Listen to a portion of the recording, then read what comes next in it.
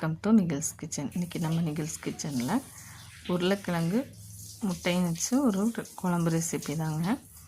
வாங்க வீடியோக்குள்ளே போகலாம். இன்றைக்கி காலையிலேருந்து கரண்ட் இல்லைங்க.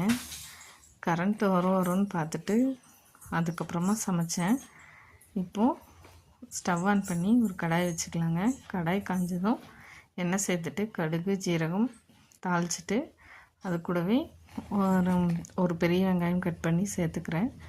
இப்போது கருவேப்பிலையும் ஒரு 2 பச்சை மிளகா சேர்த்துக்கலாங்க. நல்லா வதங்கி வரட்டும். அது கூடவே கட் பண்ணி வச்சு தக்காளியை சேர்த்துக்கிறேன். தக்காளிக்கு முன்னாடி நான் உப்பு சேர்த்தேன், அது தெரியலை.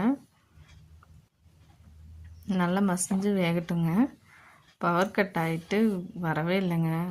வேலைக்கு போகணும், ஸ்கூலுக்கு கிளப்பி விடணும், இதுக்கெல்லாம் டைம் ஆகிடுச்சு. அதனால் நான் இன்றைக்கி சொதப்பெல்லாம் ஒரு ரெசிபி நான் செய்ய நினச்சது ஒன்று நடந்தது ஒன்றுன்ற மாதிரி நடந்துருச்சுங்க. இப்போ தக்காளி வதங்கினதும் மஞ்சத்தூள், மிளகாய்த்தூள், மல்லித்தூள் எல்லாத்தையும் சேர்த்து நல்லா கலந்துக்கலாங்க.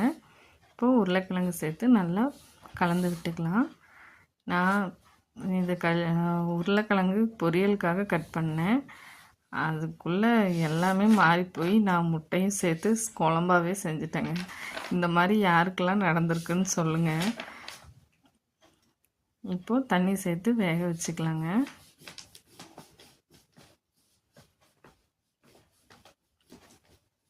அதுக்கப்புறமா கரண்ட் வந்துருச்சுங்க.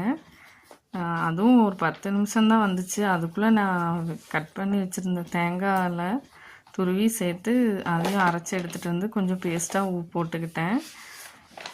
அவ்வளோதாங்க. இன்றைக்கி ரொம்ப சிம்பிளாக போயிடுச்சு. மசாலா அரைக்கிறதுக்கு தேங்காய், பொட்டுக்கடலை, சோம்பு, பச்சை மிளகாய் சேர்த்து நல்லா அரைச்சி கொண்டு வந்து வேக வச்ச முட்டையும் அந்த உருளைக்கிழங்கோடவே சேர்த்துட்டேங்க. நல்லா வெந்து வந்ததும் உருளைக்கிழங்கு சேர்த்து இந்த தேங்காவும் அரைச்சி பேஸ்ட்டாக ஊற்றிட்டேன். அவ்வளோதாங்க. சிம்பிளாக ஒரு முட்டை உருளைக்கிழங்கு வச்சு ஒரு குழம்பு செஞ்சுட்டேங்க. நீங்களும் இது மாதிரி அவசர சமையல் என்றைக்காவது செஞ்சுருந்தா கமெண்ட்டில் சொல்லுங்கள். இந்த குழம்பு நல்லா தாங்க இருந்துச்சு. நீங்களும் ட்ரை பண்ணி பார்த்துட்டு